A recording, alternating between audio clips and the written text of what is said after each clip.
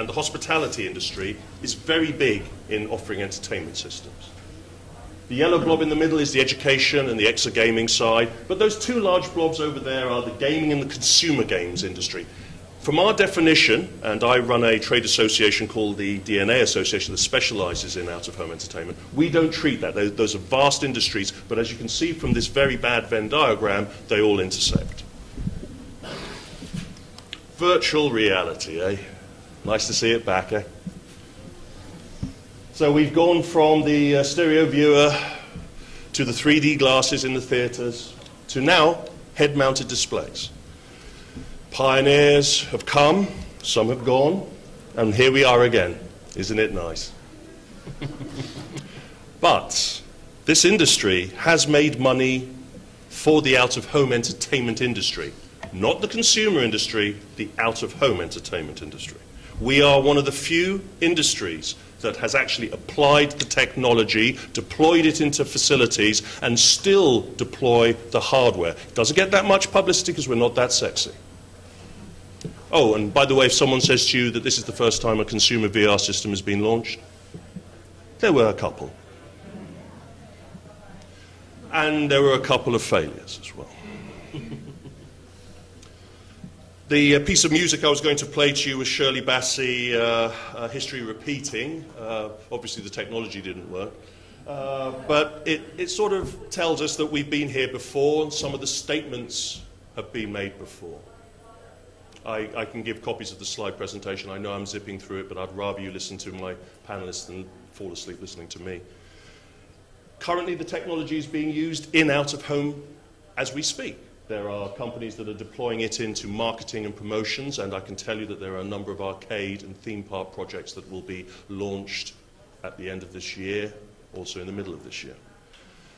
The head-mounted display, the fundamental system that we deploy into this market, though, cannot be a consumer system. If we try and use DK1s, DK2s, Vives into this sector, they will break within seconds. The out-of-home entertainment industry has specific requirements, and these individuals here will be able to tell you a lot more about those requirements. There's one of the new out-of-home entertainment HMDs that we're going to hear more about. And of course, we in the out-of-home entertainment industry would rather have it unencumbered virtual reality, no headsets, no glasses. But that's the holodeck. And I try not to deal in fantasies and snake oil, so we'll come back to that at a later date. Anyway, I'm lucky enough to have a full group, including one extra. Thank you.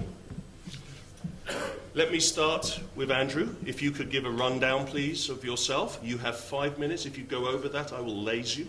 That's fine. Thank you very much. Andrew Prell. I started Alternate Worlds Technology back in the 90s. I heralded out of Autodesk in the late 80s where VR was really pioneered heavily. Alternate Worlds Technology did the Reality Rocket, which had Wolfenstein VR, Blakestone VR. I think the first-person shooter that was multiplayer, which was CyberTag. And then we created our Gen 2 off of the Pixel Planes technology, which was Xenomorph. Our largest installation, or most known installation, was the MGM Grand in Las Vegas that I understand it was there for 7 years, and for 5 of those 7 years, we did more per square foot than their slot machines were doing. So it got a lot of traffic,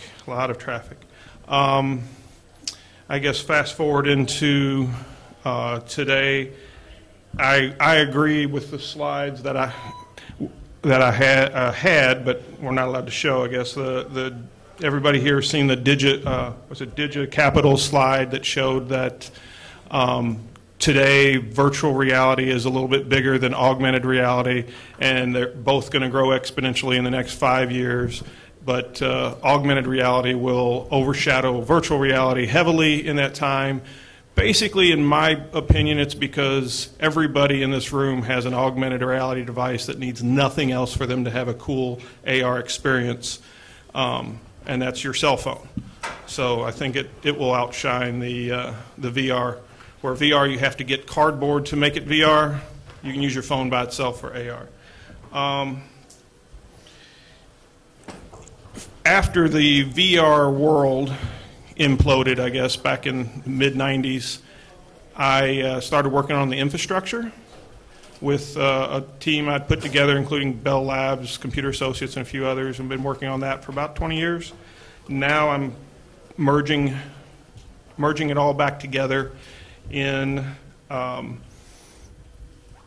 think it's fair to say, the largest game project ever conceived, where we're doing a cross-screen, cross-reality MMO. I'm not going to go too much detail into that, but I'll let your imaginations run wild. Other than that, I'll leave it for more questions. We can come back to it. Good. Thank you, Kevin.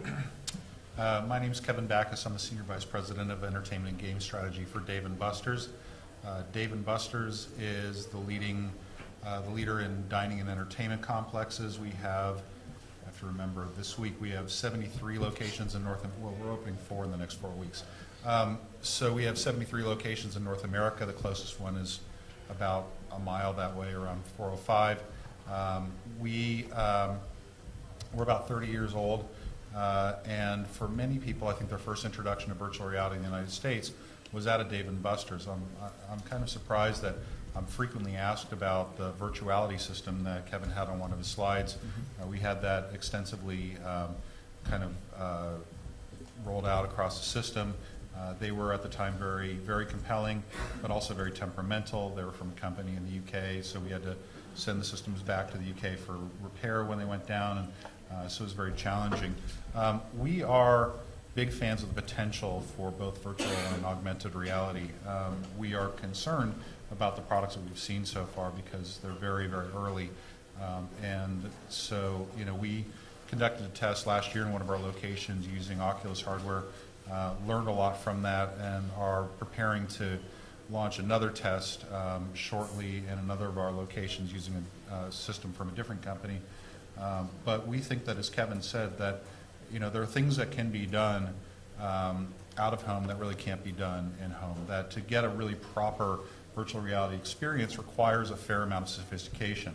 And frankly, despite the fact that I've spent my entire career working in technology, I can probably count on one hand the number of my friends who've actually installed surround sound in their homes, much less have the inclination to put up laser or infrared cameras and the sort of things that provide you a compelling seated experience. Well, obviously, out of home in a place like Dave & Buster's, we can create dedicated spaces that not only have all the technology required to give you a compelling experience, but can also integrate things like physical objects that you can interact with in a virtual world and that sort of thing. So, I'm very, very bullish on the future of virtual reality, much more skeptical about the players that we've seen so far, but, really interested to see what's coming next. Thank you very much. Manuel? Hello, everybody. My name is Manuel Gutierrez Noelo, and I am the CEO and president of a few companies mostly related to technology.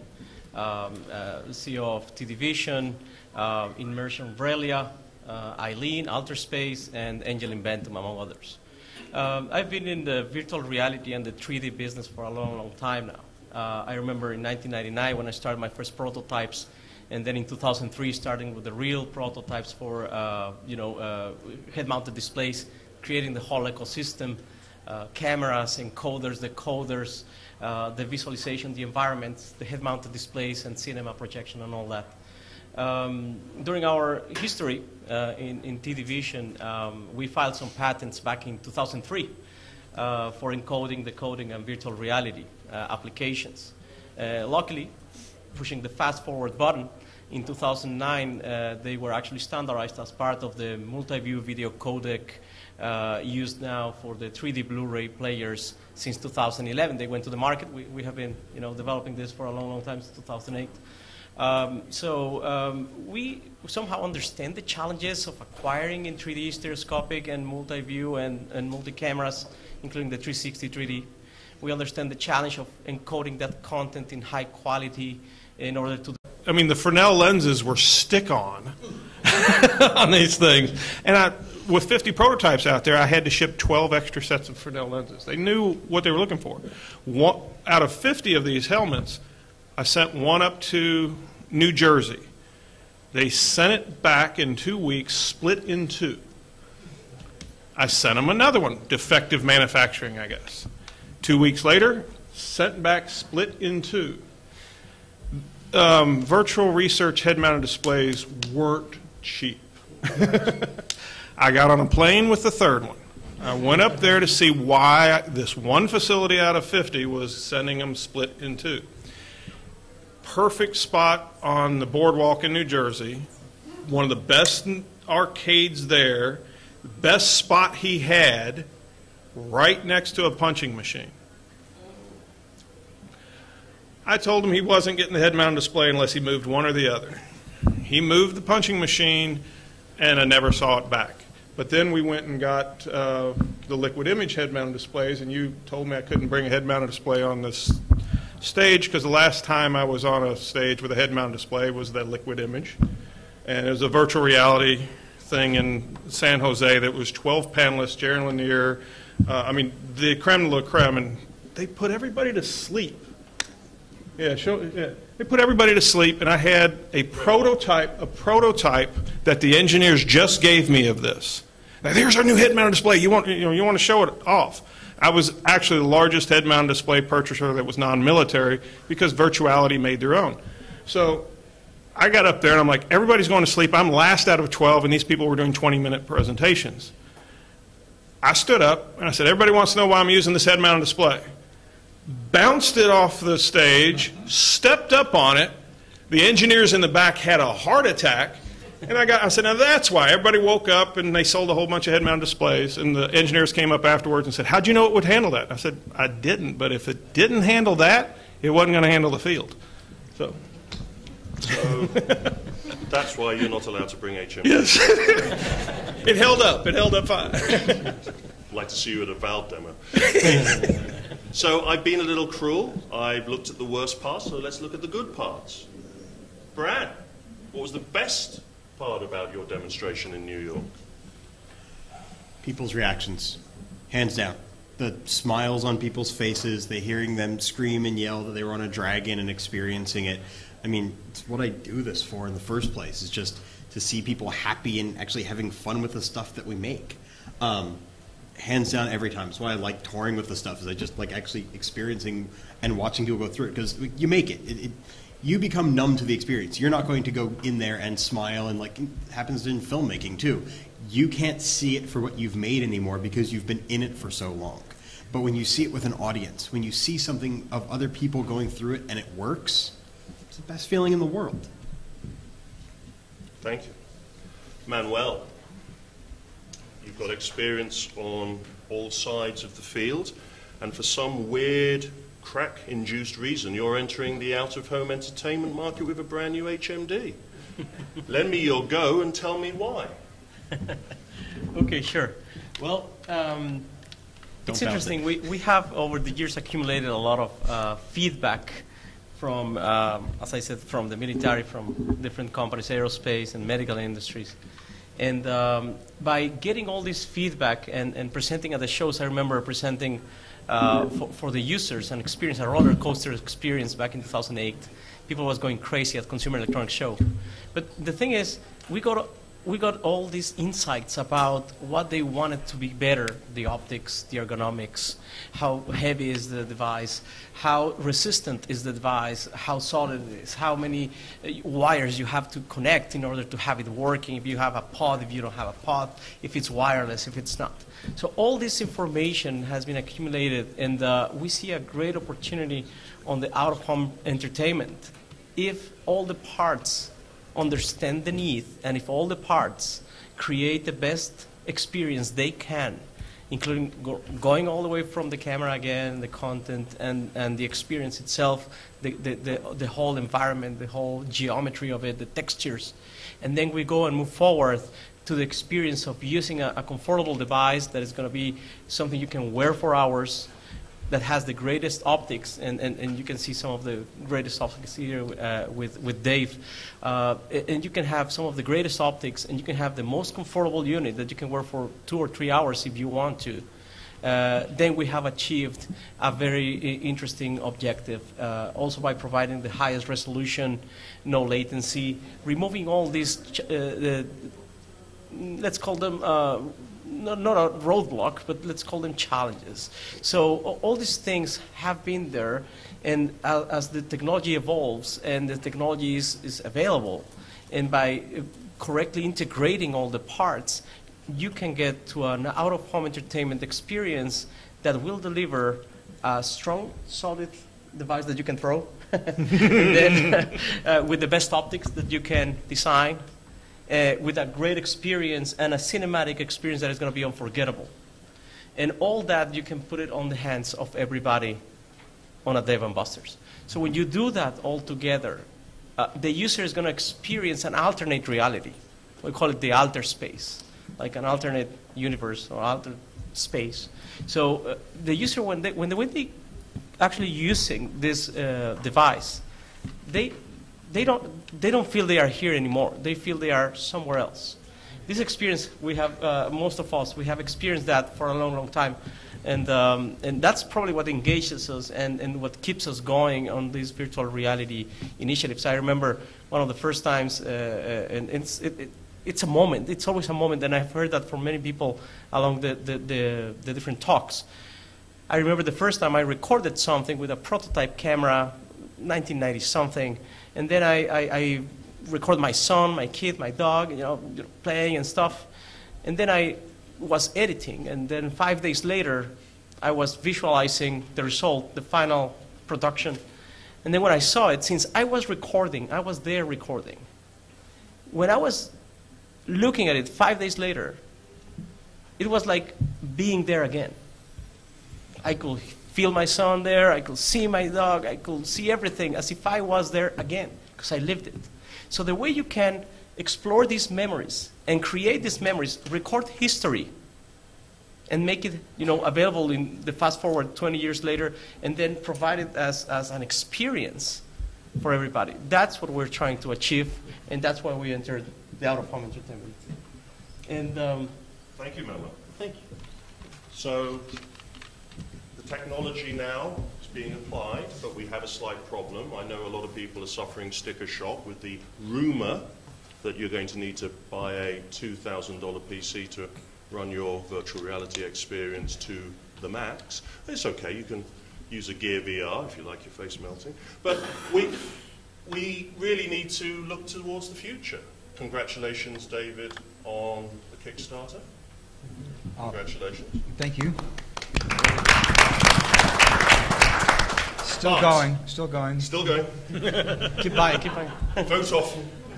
Check them out, it's really cool. We've talked about the technology that's being available now, but you come from a unique position that you've seen some of the military technology, and as a man that sees a lot of their swords being beaten into plowshares, what is the type of technology that we can look forward to that won't be cost effective for the consumer, but could be useful for VR? Do you mind being put on the spot like that? No.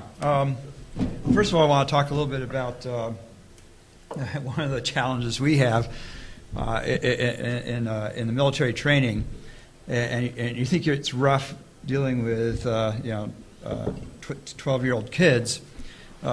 Soldiers don't like technology, and they go out of their way to demonstrate that. So, for example, when we have these shoot houses with live fire, and we put cameras in there, they go out of their way to shoot the cameras. If you put a head mount on them, they will go out of their way to break that, and they're very successful and very good at it. We actually have one of the things that it's like we have a sort of laser tag on steroids where we use real lasers, and what happens is when you get shot, you get this electric jolt, it hurts a lot. So they kind of learn to avoid that, but they also learn to break those things.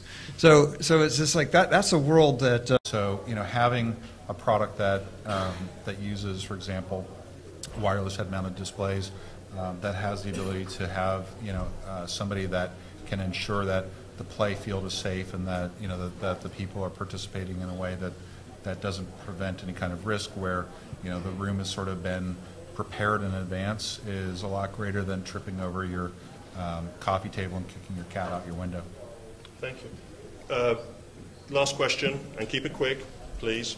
I'd like to address the question of all the panelists. Providing VR and AR is going to progress as fast as we all expect it would, what do you feel are the societal changes that occur? Well,